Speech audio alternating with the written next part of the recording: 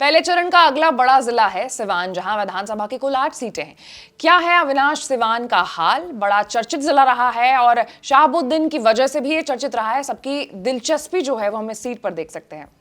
आशीष, सिवान पर आगे बढ़ने से पहले आपको भी और दर्शकों को भी इस जिले के बारे में बताना जरूरी है थोड़ा। जी, सिवान जो है वो सिर्फ शहाबुद्दीन के लिए नहीं जाना जाता है।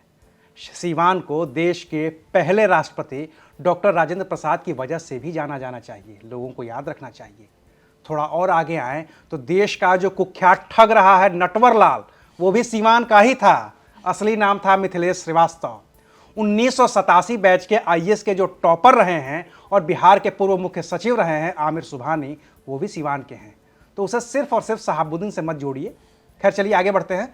सिवान में विधानसभा की कुल 8 सीटें हैं। सिवान, जीरादेई, दरौली, रघुनाथपुर, दरौधा, बढ़हरिया, गोरियाकोठी और महाराजगंज। जीरादेई राजेंद्र प्रसाद का जन्म स्थान है। तो हमारे एक्सपर्ट पैनल में जो शामिल थे वो थे सुरेंद्र कुमार, कौसर अली, अभिषेक श्रीवास्तव, चंदन कुमार और अविनाश सिंह। उनका यह मानना है कि 8 में से 5 सीटों पर महागठबंधन की जीत होगी, 2 सीटें एनडीए के खाते में जाएंगी और 1 सीट पर मुकाबला बेहद कड़ा होगा। हमारे पैनल में शामिल पत्रकारों का, एक्सपर्ट का यह मानना है कि सिवान सीट पर बीजेपी के कद्दावर नेता और मंत्री मंगल पांडे चुनाव हार सकते हैं और सीट आरजेडी के अवध बिहारी चौधरी के खाते में जाती हुई दिख रही है। वहीं पैनल में शामिल अभिषेक श्रीवास्तव अब भी मंगल पांडे की जीत को लेकर के आश्वस्त हैं। जीरादेई सीट भी महागठबंधन के खाते में फिलवक जाती हुई दिख रही है और माले के जो अमरजीत कुशवाहा हैं वो वहां से जीतते हुए नजर आ रहे हैं, क्योंकि वहां के जो उम्मीदवार हैं जदयू के भीष्म सिंह कुशवाहा, इनको लोग न तो पहचानते हैं और न ही उनके नाम को जानते हैं और इसकी वजह से इसका सीधा सीधा फायदा भाकपा माले के अमरजीत कुशवाहा को मिलता हुआ दिख रहा है। वहीं मुन्ना पांडे जनसुराज के जो उम्मीदवार हैं वो ब्राह्मण समाज का वोट काटते हुए नजर आ रहे हैं और इसके कारण एनडीए को नुकसान हो रहा है।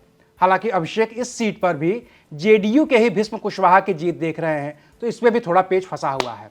बढ़हरिया भी महागठबंधन के खाते में ही जाती हुई दिख रही है और आरजेडी के अरुण गुप्ता वहां से जीतते हुए नजर आ रहे हैं। अरुण गुप्ता वैश्य समाज से आते हैं, उनको वैश्य समाज का वोट भी मिल रहा है और वो एनडीए का कोर वोट है।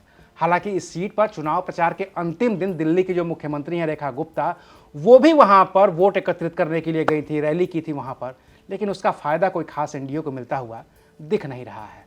एक और जो विधानसभा है दरौली, वो भी सीट महागठबंधन के हिस्से में फिलवक जाती हुई दिख रही है, जहां पर भाकपा माले के सत्यदेव राम चुनाव जीत जाएंगे। लोजपा के विष्णुदेव पासवान का कम सियासी जो अनुभव है वो उनसे लड़ाई से बाहर कर रहा है उनको।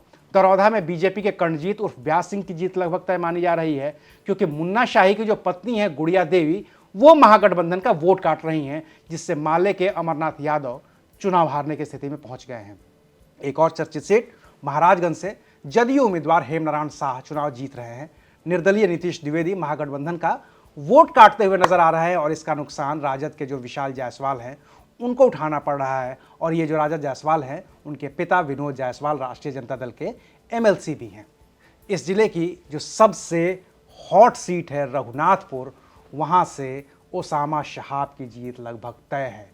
वो शहाबुद्दीन के बेटे हैं और उन्हीं की वजह से ये पूरी सीट चर्चित भी हुई है। स्थानीय समीकरण उनके पक्ष में है। यहाँ से जदयू के विकास सिंह उर्फ जीशु सिंह चुनाव हार रहे हैं। गोरियाकोठी में राजद के अनवारुल हक की पोजीशन ठीक ठाक दिख रही है, जीतते हुए दिख रहे हैं। इसका एक बहुत बड़ा कारण यह है कि जो एनडीए का वोट अति पिछड़ा वाला था वो इस बार राष्ट्रीय जनता दल में चला गया है और राजपूत समाज महामलिया का जो ट्रिपल हत्याकांड हुआ था उससे नाराज थे। हालांकि सांसद बृजभूषण शरण सिंह को भी राजपूत का वोट लेने के लिए वहां पर लाया गया था, लेकिन उनका भी वहां पर असर पड़ता हुआ नहीं दिख रहा है। दलित भी इस बार राजद के साथ बताए जा रहे हैं, जो हमारे एक्सपर्ट बोल रहे हैं।